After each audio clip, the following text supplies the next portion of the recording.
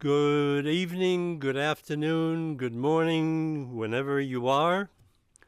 I am here to present to you part number 3 of our Danvers, a Revolutionary Town with General Gage presiding over the pre-revolutionary period. This will be the third episode from the archives of Richard Trask, who has been very supportive on getting this out to you as our history of Danvers and the town government. So, what we have done to date is part 1, 2, and now we're introducing part 3. This will be introduced by the General Gage presenting the current situation of when the government of Massachusetts was transferred by the British from Boston, where they were not liked very much, to Salem, where Danvers at that time was part of Salem Village. Pre-revolutionary period, and this is a discussion that was conducted by and presented by a General Gage to the residents of Danvers.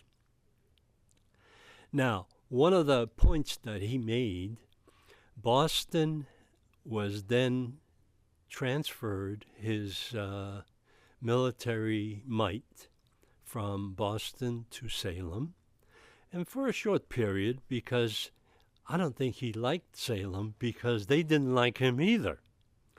And one of the points that he makes in his demonstration here on camera is that we had too much democracy at that time. And the Tea Party happened, and the British wanted to convince the colonists to comply with their regulations. So, as a response, the colonists boycotted British trade. Suppression of town meetings was conducted because they didn't like the democracy or the demonstration of independence by the town meeting. And as you will see in his presentation, they didn't like the independence of Danvers. And Danvers has always been independent. Now, October 1774, the governor disposed of the town meetings, so they went into an annual regional meeting.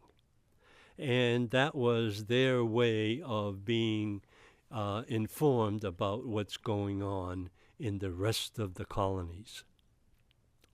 There was a provincial Congress that we were governing ourselves.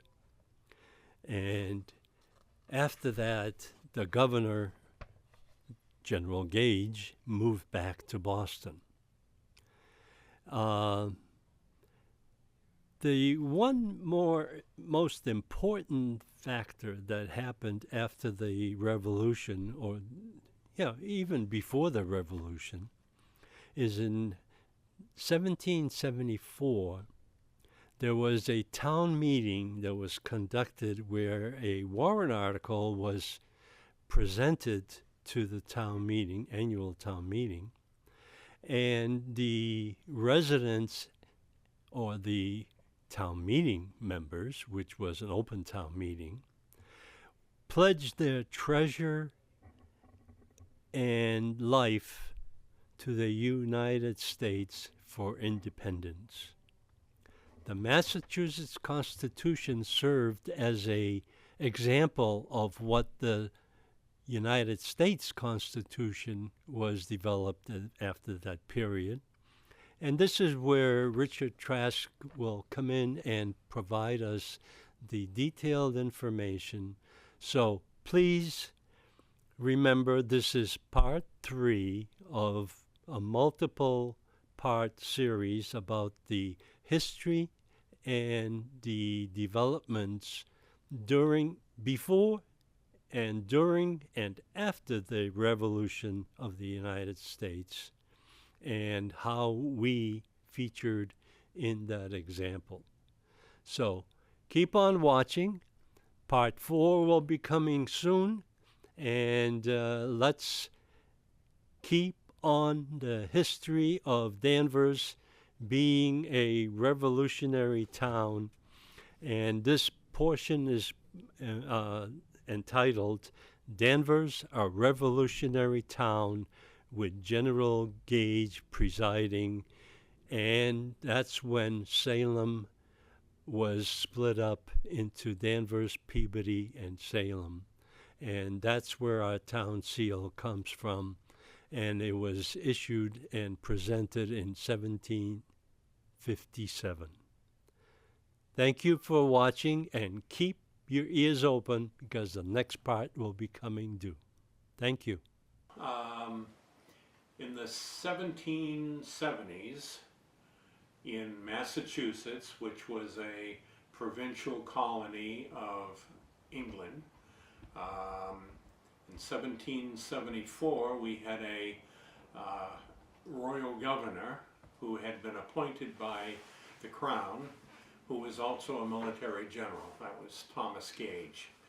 And yes, I would remind you all that it is now, yes, the summer of 1774, August indeed, and I would remind you that you are and remain subjects of His Majesty George III. There are those who are beginning to have doubts about that. I would advise you against it. You do not understand.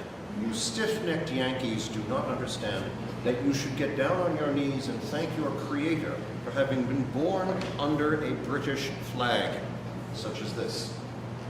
And we'll describe this in a moment. The rest of this planet, I would have you know, as you well know, is ruled by absolute monarchs, dictators, warlords. If Mr. Pickering and Mr. Derby and Mr. Adams and the rest of them were to have pulled their shenanigans in, Paris, they would simply have disappeared. It is only here and under the beneficent rule of Parliament and King and the British Constitution that you are allowed these wanderings of loyalty to His Majesty. So, I am pleased to bring to you today my argument and my sentiments in this regard. As described, I was appointed the governor of Massachusetts early this year by His Majesty. Let us perhaps just read. This is worth actually listening to. This is the instruction from Lord Dartmouth to myself from the King regarding this new position, replacing your Governor Hutchinson, who I understand had run into some political problems here, and has now taken ship to return to England. And when I say return to England, there is this myth that all of those who are loyal to His Majesty, and not simply a person, but to the concept, to the Constitution, that is true. His Majesty is a beneficent and gentle monarch compared to any other you will meet, because he believes wholeheartedly in the British Constitution. This is something that some of you are having difficulty with, and we're going to have to talk about that. But this is the letter that I received on the 9th of April of this year, 1774, from Dartmouth. The King, having thought fit that you should return immediately to your command in North America, remember, I've also been here for a while. I'm the Commander-in-Chief of the Army in North America. and that you should proceed directly to Boston on board His Majesty's ship Lively, now lying at Plymouth, ready to sail with the first fair wind. I send you herewith His Majesty's command, by His Majesty's command, a commission under the Great Seal, appointing you Captain General and Governor-in-Chief of His Majesty's province of Massachusetts Bay, together with such instructions have usually been given to governors of that province. What is further necessary for your direction in the present state of disorder and commotion within that province, that's all of you, and for enabling you to carry into execution the measures that have been and probably will be adopted for reducing it to a state of obedience to lawful authority, is of a more delicate and important nature. It requires more precise and particular instruction. With this letter you will receive an Act of Parliament passed in the present session for discontinuing the loading and unloading of goods and merchandise at the town and within the harbor of Boston. This is the Port Act, which is why the seat of government has been moved here to Salem. And I do understand you've changed the names a bit and you've created some new towns, but I will refer to the present day, my day, as Salem here. His Majesty trusts that no opposition will or can with any effect be made to the carrying of the law into execution, nor any violence or insult offered to those to whom the execution is entrusted. Should it happen otherwise, your authority as first magistrate, combined with your command over the King's troops, will, it is hoped, enable you to meet every opposition and fully to preserve the public peace by employing those troops with effect. Should the madness of the people, on the one hand, or the timidity or want of strength of the peace officers, on the other hand, make it necessary to have recourse to their assistance. The King trusts, however, that such necessity will not occur. Right? Very good. And commands me to say that it will be your duty to use every endeavor to avoid it, to quiet the minds of the people, to remove their prejudices, and by mild and gentle persuasion, to induce such a submission on their part to this law and such a proper compliance with the just requisitions it contains as may give full scope to His Majesty's clemency and enabling His Majesty to exercise the discretionary powers given him by the Act of again restoring to the town of Boston those commercial privileges and advantages which it hath long enjoyed and which have raised it to the present state of opulence and importance. So you see, there has to be some give and take here. The trouble that we're having is that there's only take. The lenity and reasonableness of His Majesty's proclamations in this regard and the acts of Parliament have been answered by outrage after outrage after outrage. Every single time. I take you back a bit to what you now seem to refer to as the Tea Party, where the troops had been removed from Boston, all was seemingly on a reconciliatory course, yet these sons of liberty took it upon themselves to throw not a small amount of tea into Boston Harbor. Did they think for just a moment that this would bring no reaction whatsoever? What government would admit to this? What government would sit aside and not react? And so Parliament has reacted, and the port of Boston is closed. We therefore have moved the seat of government here to Salem, which we are told is a far more conservative and loyal part of the Massachusetts Bay Colony, and that hasn't quite turned out the way we had expected, but it's a start, and it's an attempt.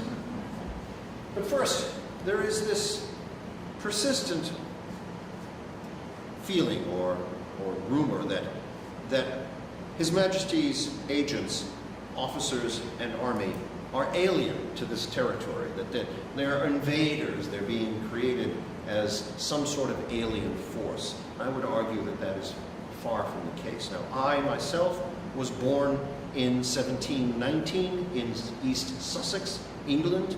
My father was the first Viscount Gage. So yes, I am a member of the aristocracy. Second son, however, I'm not going to be a Viscount. So I was educated in the Westminster School in London, and soon after joined the army as an ensign. That is my role.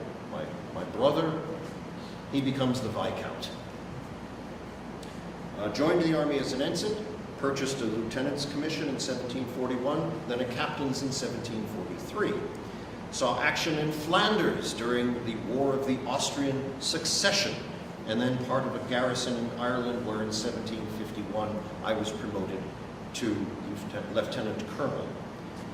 Now in 1755, with the outbreak of the French and Indian War, which I would remind you was begun by a certain colonel from Virginia, who we will meet later. My regiment shipped to North America, where it participated in the Braddock expedition to Fort Duquesne, attempting to subdue that French fort, but this ended in a terrible ambush and defeat at the hands of the French and their native allies. Briefly, during that battle, Mr. George Washington, Colonel George Washington of Virginia, and I remained as the two commanders of various parts of the Army. And that effort brought us both praise and denigration for our handling of the affair. It was a terrible, terrible defeat, now known as Braddock's defeat. In the summer of 1756, I served as a second in command in a failed expedition to relieve Fort Oswego on Fort Ontario, and then followed by a canceled attempt at Louisbourg, a French fortress in what is today your Nova Scotia. In some frustration at how the war was being handled, I proposed in 1757 the creation of a regiment of light infantry that would be better suited to the woodland fighting going on. And this plan was accepted, and I returned to New Jersey, now as a full colonel, to recruit such a regiment, the 80th Regiment of Light Armed Foot, the first light armed regiment in the British Army.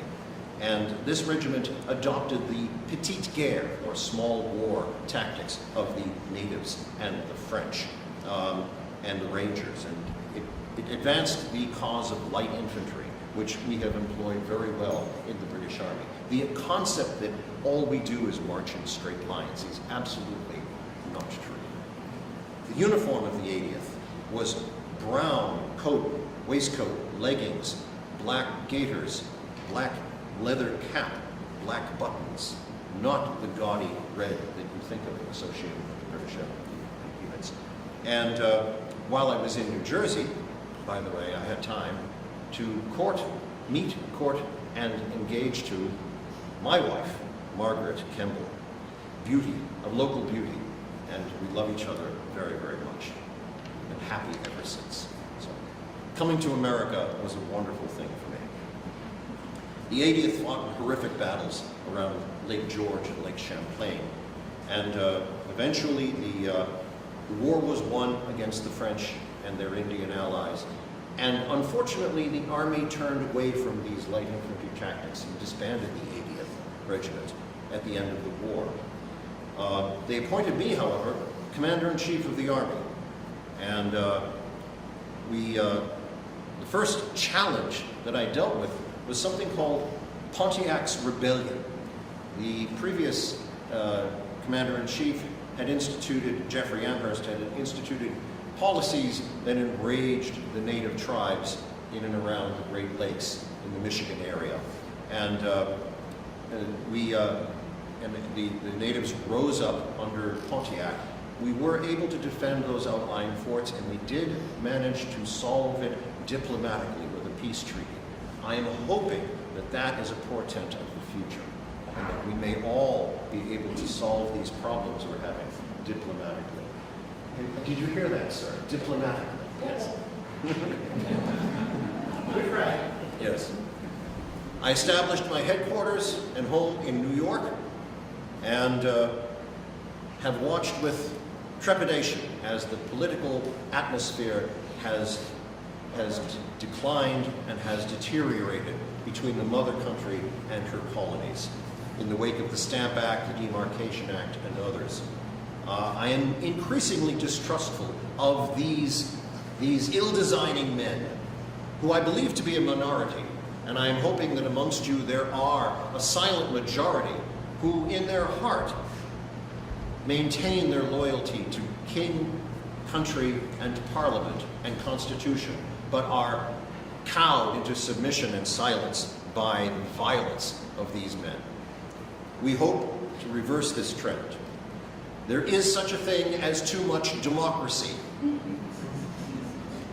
The mob can take over, the unwashed mob, and seize the tools of government and use them against others.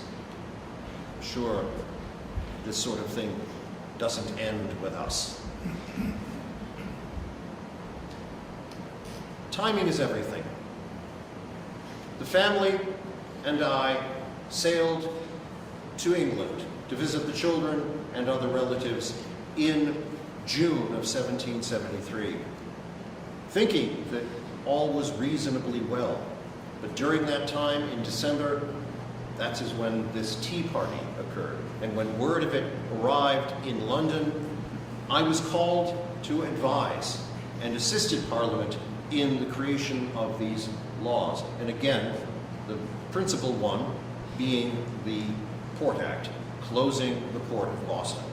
A measured and reasonable response to absolute illegality and criminal behavior sponsored by the denizens of the waterfront in Boston. Again, what are we to do? Look the other way? And I am then appointed, someone thought it was a good idea to appoint me as governor of Massachusetts, as the person best capable to bring these people together and somehow solve this problem. We arrived in May on the Lively in Boston. Now, upon arrival in Boston, I was given polite reception by all. Feasts, dinners, speeches. However, as I wrote at the time, I would have liked less ceremony and more submission. Again, you must understand, the worldview is that the success and the liberty of the British people is due to their willing submission to the law, to the Constitution, to order, and to the orderly manner of the world and how it works. The rest of the planet, I would remind you, is run by dictators. You have no freedoms whatsoever. And so the bargain, if you wish, that we ask of all is that, yes, you have broad liberties and freedoms under the British Constitution, but you must also respect the authority of King, Parliament, and Constitution. And that is where we differ. So I arrive with acts of Parliament, and I expect them to be followed. Otherwise, the alternative is anarchy. The alternative is a return to primitive ways, to the rule of the mob. And you do not want that, I tell you.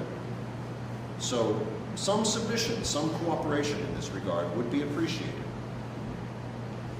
In the beginning of June, the port having been closed and Salem having been selected as the new seat of government, Margaret and I made the journey by carriage to Salem, accompanied by several regiments and many friends of government from Boston and environments. As we approached Salem, many more friends appeared, and I was at that time sensible that we had done a good service in support of these people and in moving the seat away from the machinations of Samuel Adams and his mob.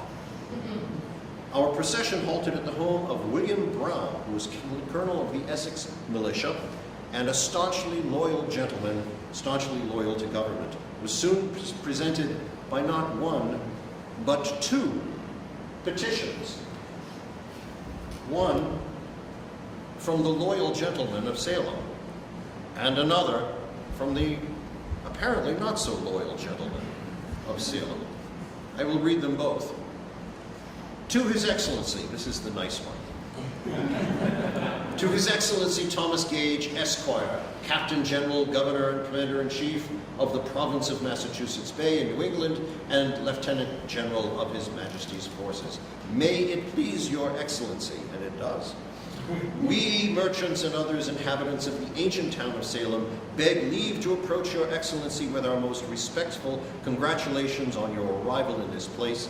We are deeply sensible of His Majesty's paternal care and affection for this province in the appointment of a person of Your Excellency's experience, wisdom, and moderation in these troublesome and difficult times. We rejoice that this town is graciously distinguished for that spirit of loyalty and reverence for the laws which is equal to our glory and happiness. From that public spirit and warm zeal to promote the general happiness of men, which mark the great and good, we are led to hope under Your Excellency's administration for everything that may promote the peace, prosperity, and real and authentic welfare of this province. We beg leave to commend to Your Excellency's patronage the trade and commerce of this place, and from which a full protection of the liberties, persons, and properties of individuals cannot but flourish. And we assure Your Excellency we will make it our constant endeavors by peace, good order, and a regard for the laws as far as in us lies, to render your station and residence easy and happy. What's not to love? And I respond, thank you very much for this kind of address, your obliging congratulations for my arrival in this place, and the favorable sentiments that you are pleased to entertain of me. I hope that no protection shall be wanting on my part to encourage such laudable sentiments, and which cannot fail to increase your trade and commerce and render you a happy and flourishing people. I want only the best for everyone. You see, we are trying to be very, very reasonable about this. And yes, we did bring a few regiments along. But now, we also have a petition to His Excellency Thomas Gage, Esquire, Captain General and Commander-in-Chief in and over His Majesty's Province of Massachusetts Bay, and Lieutenant General of His Majesty's Forces. May it please Your Excellency. We who are merchants and freeholders in the town of Salem beg leave to present to you our dutiful respects on your appointment to the government of this province. The universal tribute of thanks and applause paid for your wisdom, mildness, and exact regularity of your conduct, and it goes on like that. Yes, yes, yes. We are deeply affected with the sense of our public calamities, but the miseries that are now rapidly hastening on our brethren in the capital of the province greatly excite our commiseration, and we hope Your Excellency will use your endeavors to prevent a further accumulation of evils on that already sorely distressed people. By shutting up the port of Boston, some imagine that the course of trade might be turned hither and to our benefit, but nature in the formation of our harbor forbids us becoming rivals in commerce to that convenient mart. And were it otherwise, we must be dead to every idea of justice, lost to all the feelings of humanity, could we indulge one thought to seize on wealth and raise our fortunes on the ruin of our suffering neighbors. So, it goes on in that vein and asks that to apply your clemency and justice to afford us every alleviation of this situation. To which I reply, I thank you, and I feel as well as you the inconveniences of the inhabitants that the inhabitants must suffer from shutting up the port of Boston, and should be glad that they would cooperate with our endeavors to extricate themselves from them. But without their assistance, I can take no step towards their relief. I am sorry that the people of that capital should have given such repeated provocations to the King, to the British nation, as to force them to take the present measures in support of our authority. Great Britain is equally desirous as yourselves of a happy union with this as well as every other colony, and inheriting the spirit of her ancestors finds it necessary to support her rights as the supreme head of the extended empire, she strives not to check that spirit, which, as you say, you inherited from your fathers, but to inculcate that due obedience to king and parliament, which your fathers acknowledged. So, we do have a difference of opinion. So, the trouble is that rather than cooperate, your Mr. Pickering and Mr. Derby and others have gone ahead and appointed delegates to the Continental Congress, an extra legal body that exists completely outside the British Constitution, has no legal standing whatsoever other than the intent to stir up trouble and to create an entity, a polity outside of legality. This cannot be tolerated. And they are drawing up resolutions to boycott British trade and by means of resolves of non-importation and to ratify these in town meetings. For example, it is the opinion of the town that if other colonies come into a joint resolution to stop all importations from Great Britain or exportations and every port of the West Indies till the act for blocking up the harbor of Boston be repealed, the same will prove the salvation of North America and her liberties. On the other hand, if they do not, then there is high reason to fear for fraud, power, and the most odious oppression will rise triumphant over right, justice, social happiness, and freedom. Really, that breaking laws, throwing commerce, tea into the harbor, destroying property, setting up extra-legal entities, that all of this somehow is a good thing, that we are the villains and not them. I ask you, please, understand. What government would tolerate this sort of behavior? Would yours today? I thought not. So, any sense of progress ended with the General Court in early June, now meeting in Salem, selecting delegates to this wholly extra-legal Continental Congress, and even locking the doors of their assembly hall when my secretary attempted to enter and speak his mind. And it was about this time that the new Act of Parliament, the Massachusetts Government Act, arrived. And this new law, finally, we have a law that can act against these seditious town meetings and suppress them, as they should be. How many of you are town meeting members? I'm sorry. Have you been to their town meetings? How are we supposed to negotiate with them? They can't figure it out on their own. Those are hours and days you will never get back. Monarchy. I think the town meeting is the best argument for monarchy that's ever been made.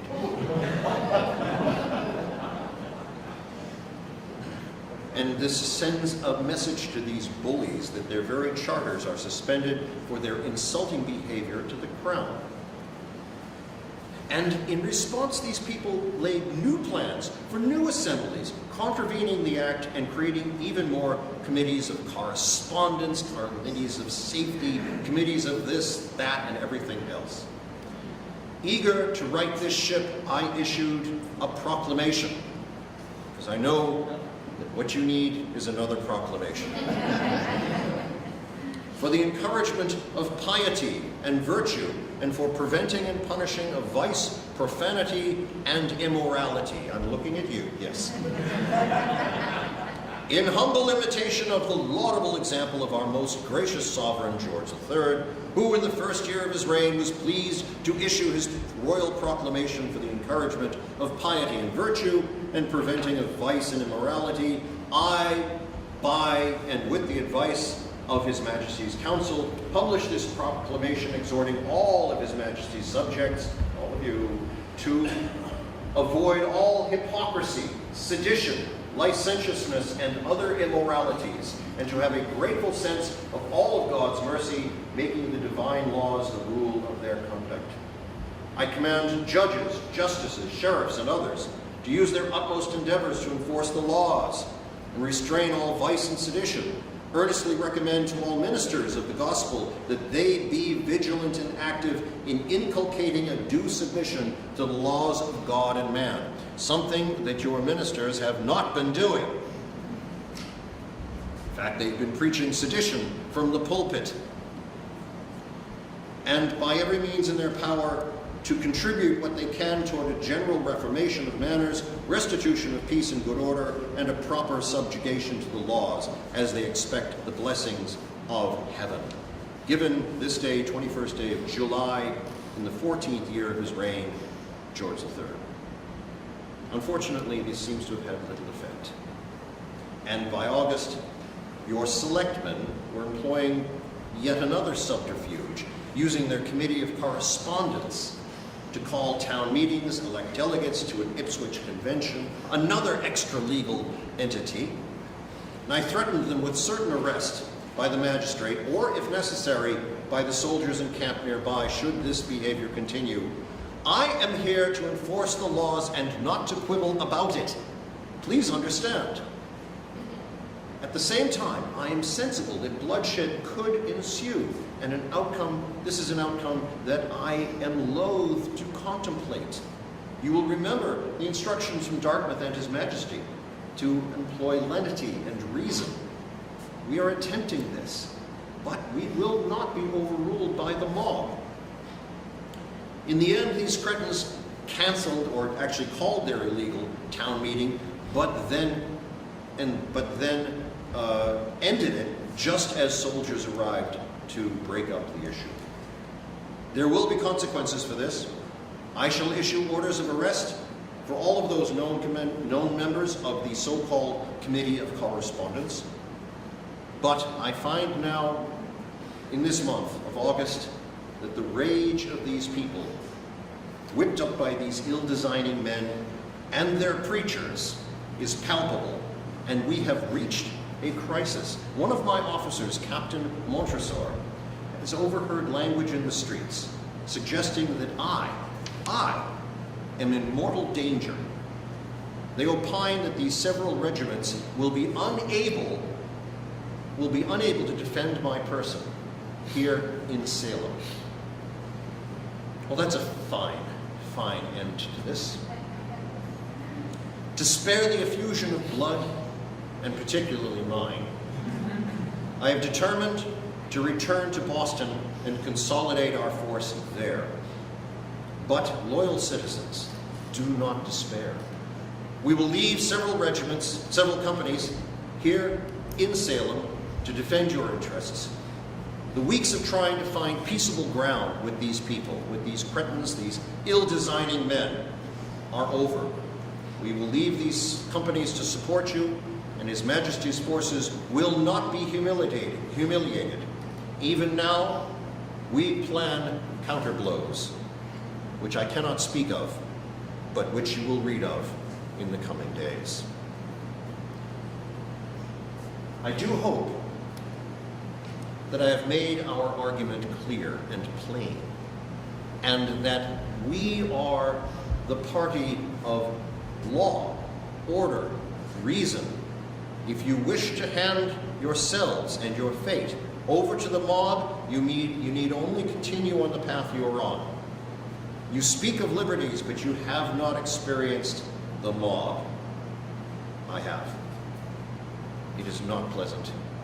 I implore you, turn away, return to the Constitution, to law, to order, and loyalty before it is too late.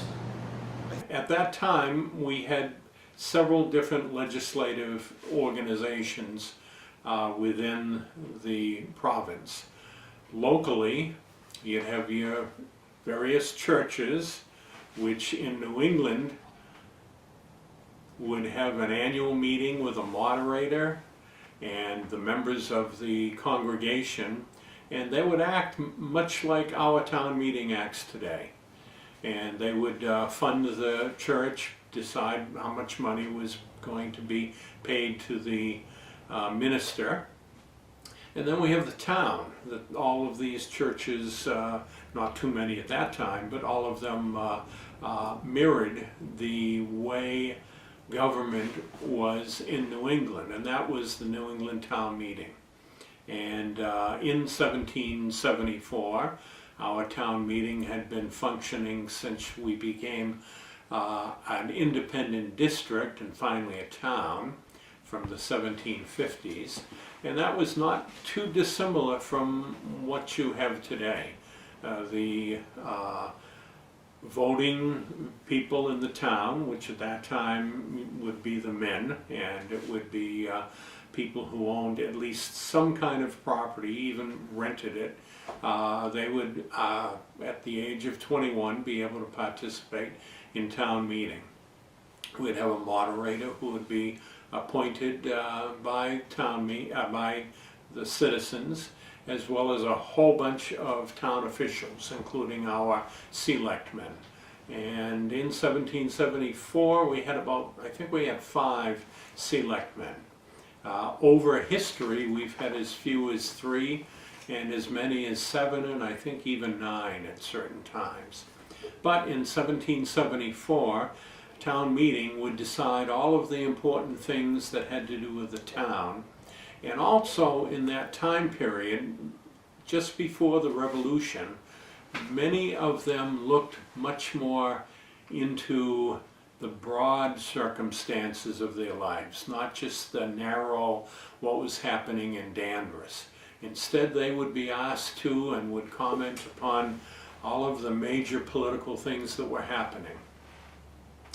So 1774 comes around. We have a royal governor who nobody is really happy about. We have a restriction. There were a group of acts that were promulgated by Parliament, which were trying to bring the colonies a little more closer to understanding that Parliament was in charge and not the local legislatures.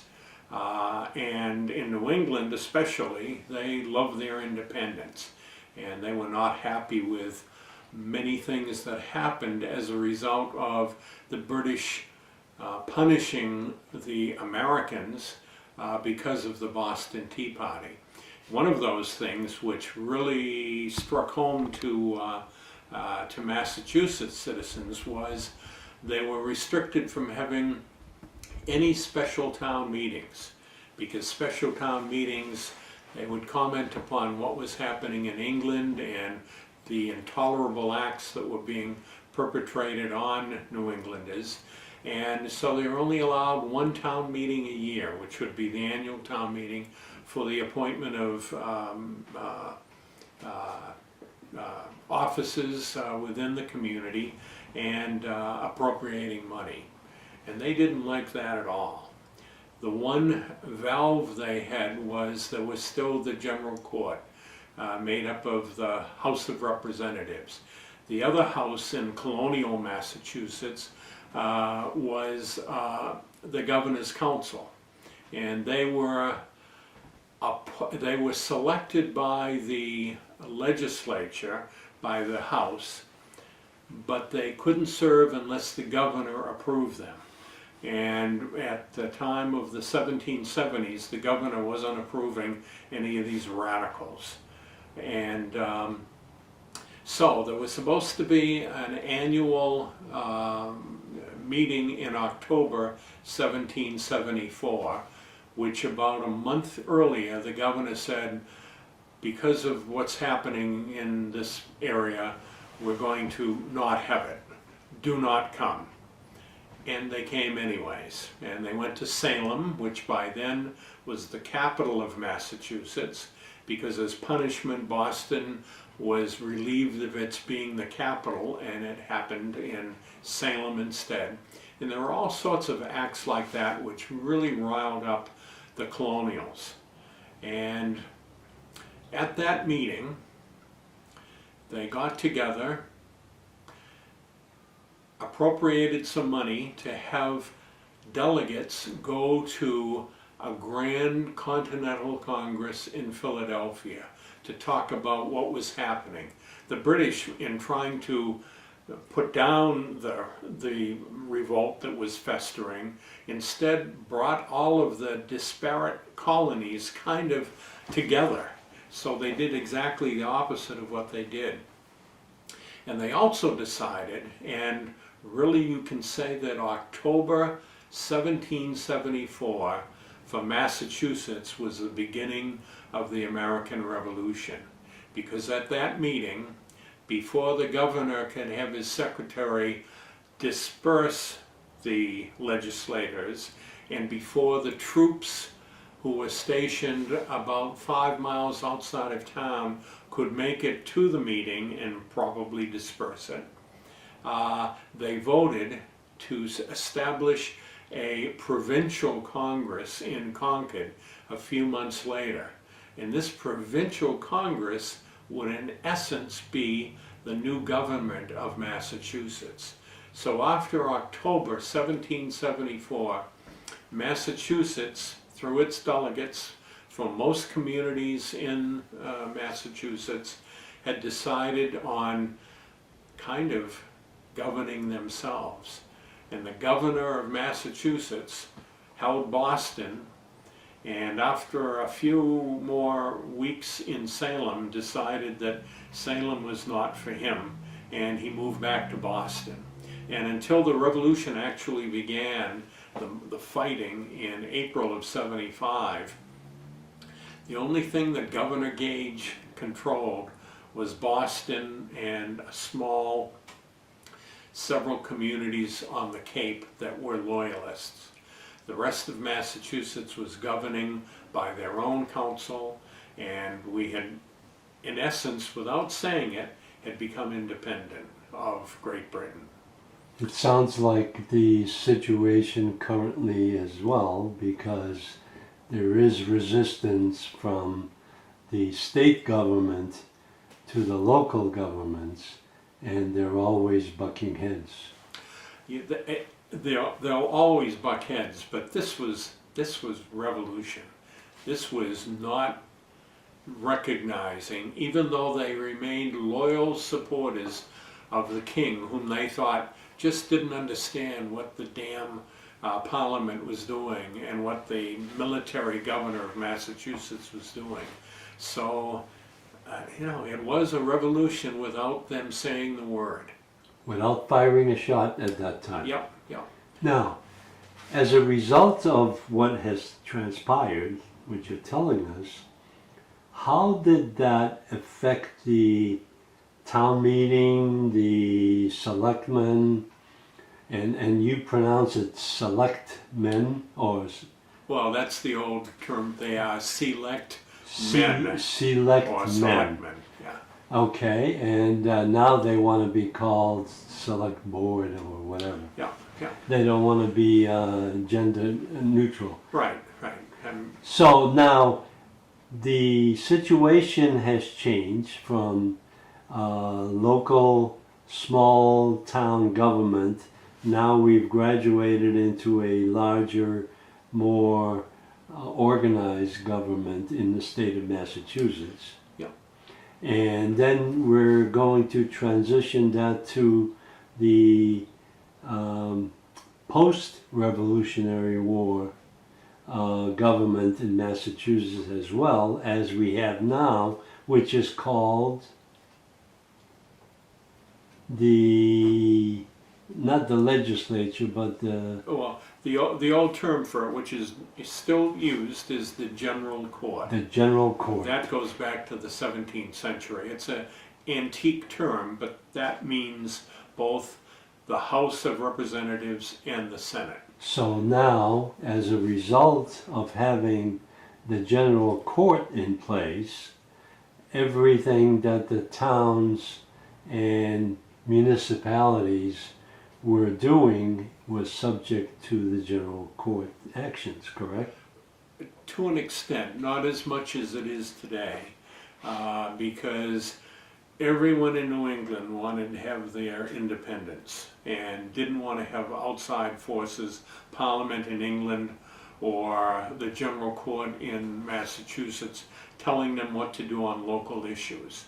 That's changed, but at that time it was much easier to have your little bailiwick and not have others get into it that much. So the transition from the revolutionary time to the, let's say, 1800s and the Constitution and everything else, the government, local government, did not change much at all.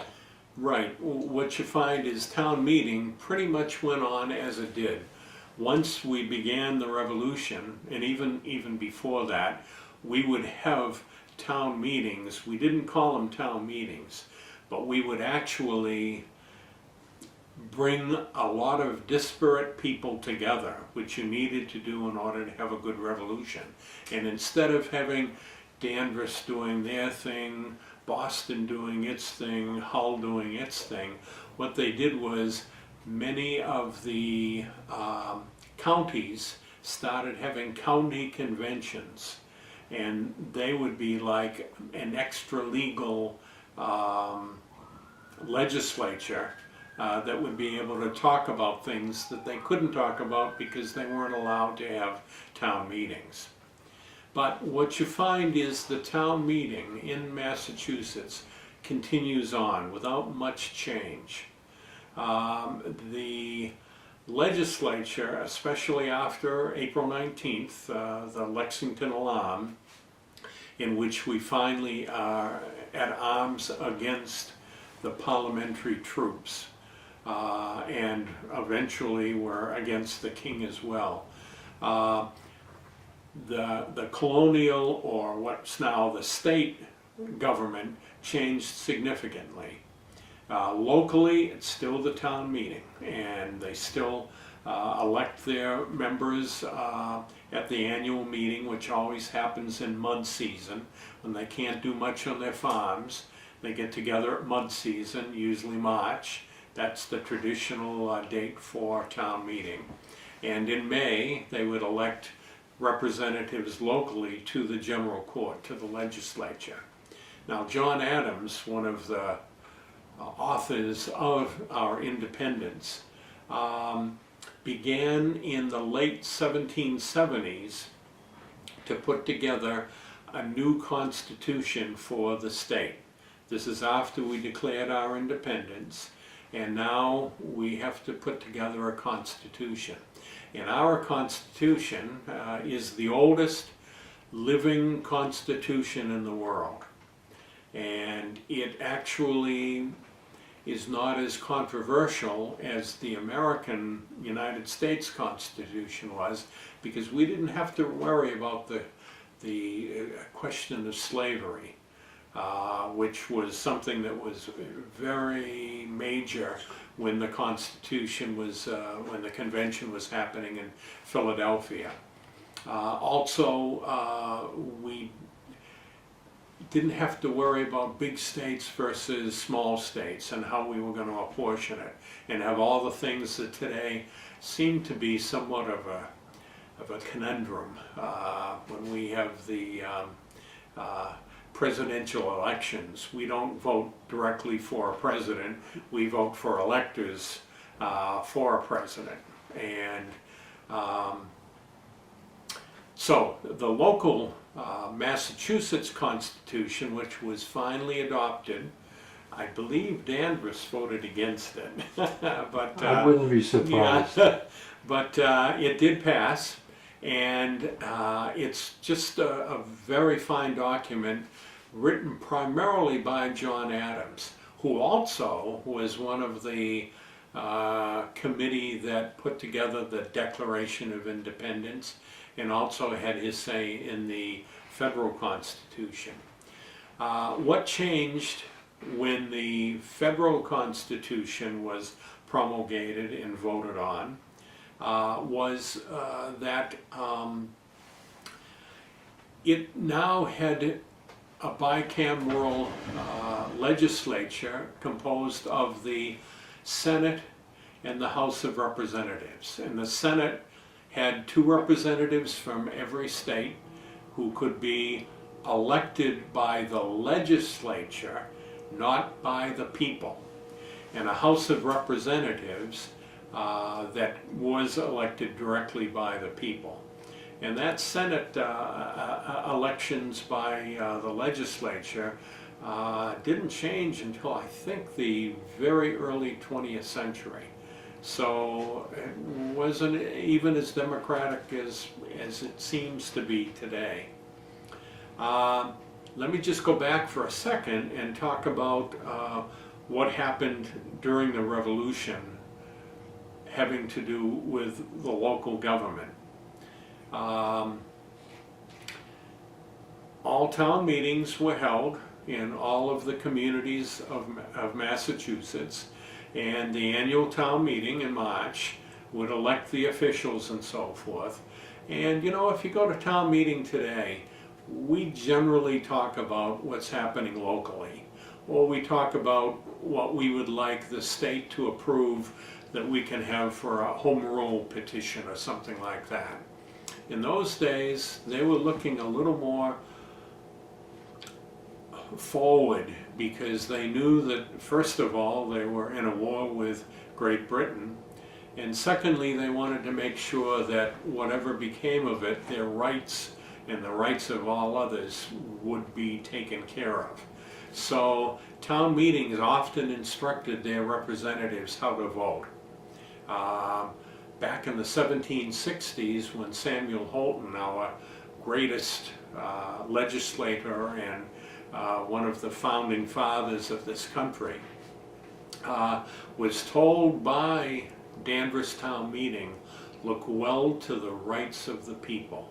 And many times the town meetings would instruct very specifically how the representative to the general court would vote. We had talked a little bit before about the Stamp Act and how that was the most not so much controversial because all the Americans hated it and wanted it to be repealed. But that took up 3 full pages of what the town meeting members were instructing our representative to the general court to do and what to say and how to vote. Probably the most important vote we ever did at Danvers town meeting happened in June of 1774, when the general court asked all local municipalities whether or not they would support independence for the United Colonies to become the United States.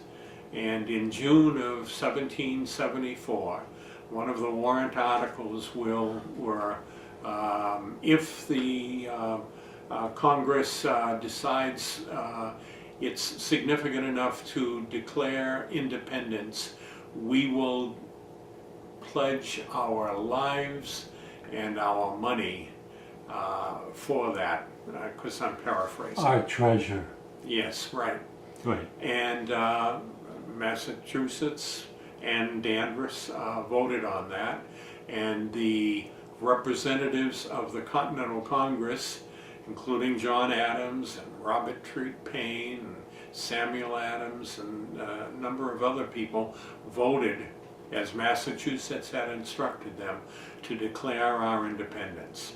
And one of the neatest things that we have in our collections in the archives are 2 copies, not one, but 2 copies of the contemporary Declaration of Independence. One which was the official copy that was sent out to every community in Massachusetts and told that it should be inscribed in the town meeting record book and it should be read to the public at a public forum.